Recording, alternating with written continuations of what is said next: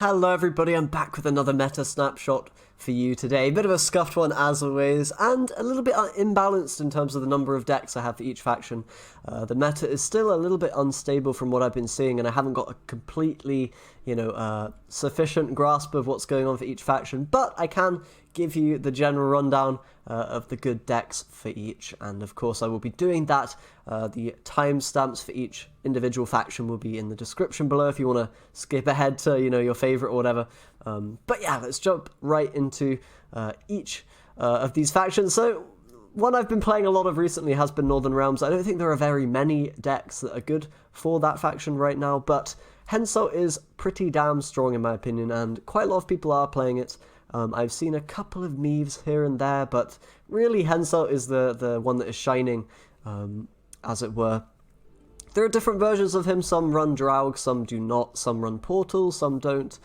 This version runs both, and it is one that I've been having quite a lot of success with. Definitely feels like one of the stronger decks in the meta in general, not just for Northern Realms. And you are able to push, very effectively, especially on blue coin when you can set up engines, and deny the opponent's stuff with those engines. Very good push potential in mirror matches. You of course want to make sure you are the one playing your guys first, so you maybe push round 2 if you win round 1, and try to get the first say effectively, which is a bit of a weird one in those matchups. But yeah, pretty cool deck, very engine oriented. Of course, you want all the order effects going off with Arbalists or potentially Spellweavers, pulling them out of the deck, etc. with your Henselt, with your Adalia, getting a bit more value from them and all that good stuff. Very competent deck, and probably the strongest Northern Realms has felt in quite a while, I want to say. So that's pretty promising. You could also try row, stack, punish sort of variants of Henselt. I think this version's a little bit better. There are also kind of charge-based ones with Sentry and Envoy and stuff like that around. You could maybe swap out R2's Adepts for those or whatever. A little bit of flexibility in the Bronze Core and Golds, as there will be for all of these decks. They're just kind of my take on the archetype or the deck or the faction or whatever, so do feel free to experiment. Let's jump right into the next one, which will be Scoia'tel. So we have not that many Scoia'tel decks, honestly, that are popular at the moment. The main one I've been seeing is Ithne, and this is kind of a similar version to what a lot of people are playing with. Of course, again, the golds especially are prone to changing quite a bit. You can play around with things like Ciaran instead of Moran, maybe. Potentially a little bit kind of different damaging tools. And stuff like that. In fact, we do have Ciaran in this one as well as Moran, so, experiment with those a little bit. There's lots of options for the golds in terms of Scoia'tel. Some people don't like to run Synthesis. You could take her out.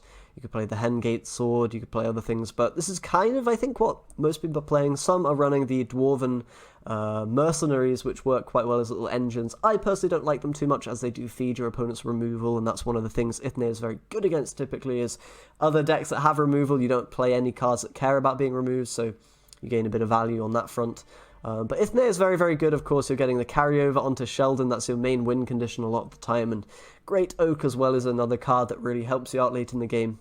Other than that, you're removing as much of the opponent's stuff as possible. Gives you a very good matchup against Henselt, which I think is one of the stronger decks. So Ithne is also pretty damn good. Up there in terms of, definitely top 4 factions, maybe. Not higher than that. Maybe they are. Hard to say at the moment, but definitely Henselt, Ithne are good options for Scoia'tel Northern Realms. I don't really know what other decks people are playing. I'm sure they are experimenting, but these are the main ones that I've seen and that I've tried myself. As for the other factions, I have 2 decks for each, so let's jump right into Nilfgaard, I suppose, to start with. I think the main deck that people are playing at the moment is actually Calvi. He kind of usurped, if you will, Morvran as the kind of value provision leader. He does have the most provisions now out of any Nilfgaard leader with 17, and, his ability doesn't pull the best thing ever most of the time, but you can kind of manipulate that if you play Albric. This version I'm running does not have that. It does have a lot of the standard Nilfgaard tools in the form of a lot of removal and control with the Witcher package, as well as Cleaver, and in the Bronze Core a little bit. But, feel free to put in maybe Alba Armoured Cavalry for more locks, more value there. You could play with Dopplers. They're very, very good for Nilfgaard, I think. Depends on what version you want to go with, whether you want to go Witchers or Dopplers. Gives you a bit more control, obviously, having Witchers, and maybe a bit more tempo and sort of plays in that regard with Dopplers. You can also play Shoop, and I've seen quite a bit of Shoop Calvite around. Of course, Anna's another option for Nilfgaard. She's probably just as good as she used to be with that powerful finisher value that you get from her ability. so do feel free to play that still. As far as the best Nilfgaard deck, I'm pretty sure the consensus is on some kind of value Calvite, maybe with Shoop, maybe without, maybe with Dopplers, maybe without, but I haven't played too much Nilfgaard other than kind of soldiers and spies, which I think are taking a bit of a backseat in that regard. You do, of course, still play Slave Infantry and Vreemd in most, if not all, Nilfgaard decks, as they are very good, but they're not focused on the Dalian foot soldiers so much. But I do have a soldier deck for you, and that is an Emir deck, which I was having some success with, although earlier in the sort of patch, the meta and whatnot is probably a little bit more settled, so you're probably going to find less success from a deck like this, but I think it does have potentially to win those long rounds. You have Lacerate and Pikeman for good long round potential, as well as Dopplers for a bit of tempo, and Foot Soldier combo, of course, with Vrigef, with Vreemd, replaying with Emir, and other targets for that Emir should you need them. Pretty solid deck, I would say, although I'm not sure how it will fare now. When I played it, it was quite good, but it might no longer be the case. Yeah, in terms of Nilfgaard, I would say value Calvite, value Anna maybe is kind of the go-to at the moment for competitiveness. Soldiers are probably quite viable with Emir, but, maybe not better than that. So let's jump on to the next faction, which will be Skellige. So I've seen a lot of Svalgod around. It's probably the most popular leader right now, actually, which is pretty funny. The big furry boy. And often they're using this Renew package with Vildkarl, of course, turning into the champion, getting that 12-point bear and reviving him later. Pretty damn powerful combo, it must be said.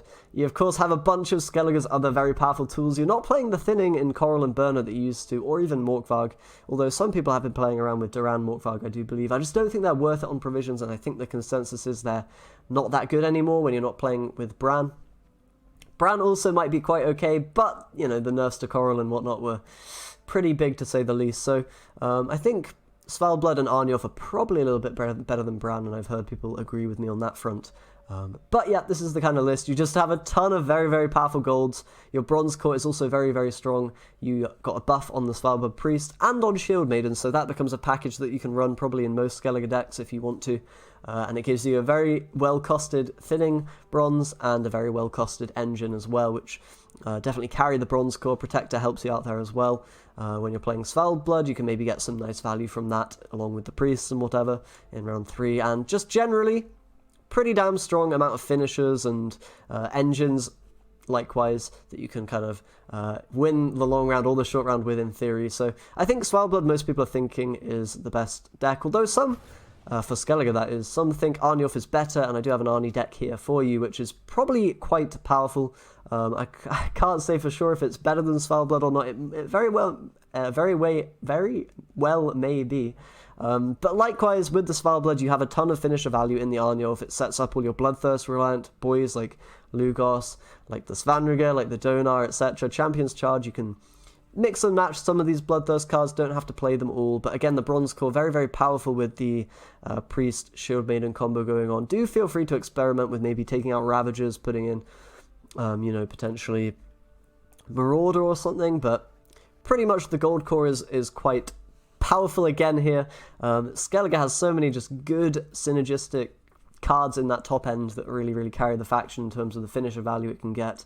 And just, yeah, generally this is kind of probably the more point slammy style of deck at the moment. Skellige in general, as well as monsters, which we'll get onto, kind of go for that point slam approach and are pretty damn good at it. Whereas Nilfgaard and Scoia'tel are a bit more controlling, and hence so it's more engine focused. So that's probably what I'd play for Arnioff. Skellige seems to be quite good. I can't exactly say how strong it is. Might be up there, top 2, maybe not number 1. Who knows? I haven't played around with it too much. I will get around to doing that soon, though.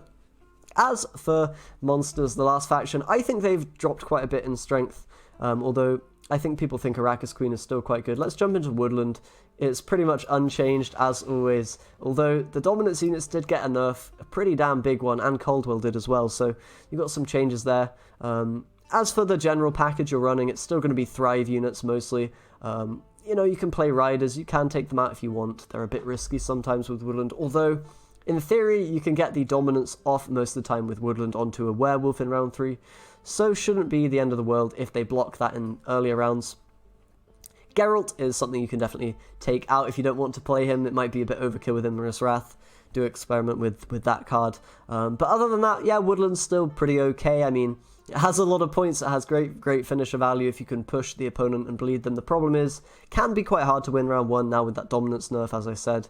And, you know, the bronzes, how do they fare against Skellige bronzes and all this kind of removal and stuff? Kind of hard to say. I'm not sure Monsters is the strongest right now. It might be still in the top 4 factions, but I wouldn't say it's that great, especially Woodland. Let's jump into Arrakis Queen, though, which a lot of people are playing, and different versions depending on sometimes artifact heavy, sometimes not. This one is Frightener and Summoning Circle reliant, but no Tainted Ale. You can go for even a no unit version of Arrakis Queen, which I personally am not a fan of, but I have seen people playing it. This is a bit of a weird version, but it does the job quite nicely. You have Renew for one of your finishers, typically Glusty. You could play Yennefer as well if you want to get sort of another good Renew target, so that is an option. Alternatively, you can use it on other stuff like maybe a Crone or a Higher Vampire or even a Frightener. I believe you can revive, so that's kind of a very powerful play. And that works as your high end along with Glusty Warp. Of course, you have a bit of engine value with Babagazis, Slizzards and whatnot to, hopefully push that round 1. Consume Harpy Eggs and whatnot, and then you have Varan coming out of the Summoning Circle, in theory with a Forktail or a Glusty for an insane finisher if that doesn't get answered. Generally, very, very good amount of pushing power with Queen in round 1, and a very, very strong long round if you are not interrupted by the opponent's artifact removal or whatever, or control tools or tool removals. So Arrakis Queen, I'd say, is probably a little bit better than Woodland, although I haven't played around too much with this exact version, so, I think it's probably quite good, but I can't say exactly how strong this is in general. I think Monsters is probably, middle of the pack, kind of. Probably not the strongest faction right now, but not too weak. Kind of hard to say which is the weakest faction. It might be Nilfgaard. I'm not exactly sure. It might not be. It might be even Monsters. Who knows?